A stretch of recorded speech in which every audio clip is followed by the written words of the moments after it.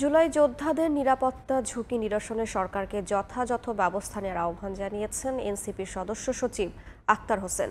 বৃহস্পতিবার বিকেলে ঢাকা মহানগর দক্ষিণের উদ্যোগে ভ্রাম্যমাণ গাড়িতে জুলাইয়ে ছাত্র জনতার গণ অভ্যুত্থানের ভিডিও প্রদর্শনের উদ্বোধন অনুষ্ঠানে এ আহ্বান জানান তিনি। এ সময় আক্তার বলেন, ককটেল বিস্ফোরণ করে নাগরিকের কাছ থেকে এনসিপিকে আলাদা করা যাবে না।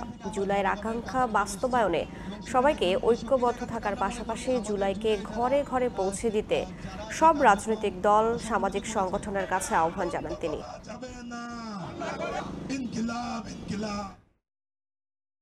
আপামর সাধারণ জনগণ যে স্বতঃস্ফূর্ত অংশগ্রহণের মধ্য দিয়ে জাতীয় নাগরিক পার্টি এনসিপির নেতৃবৃন্দকে গ্রহণ করেছে, সেখান থেকে স্পষ্ট করে আমরা বলতে পারি, যতই ককটেল বিস্ফোরণ ঘটানো হোক, যতই বোমা বিস্ফোরণ ঘটানো হোক, জাতীয় নাগরিক পার্টি এনসিপির নেতৃত্বের থেকে, জাতীয় নাগরিক পার্টি এনসিপির আদর্শ থেকে বাংলাদেশের সাধারণ মানুষকে আলাদা করা যাবে না।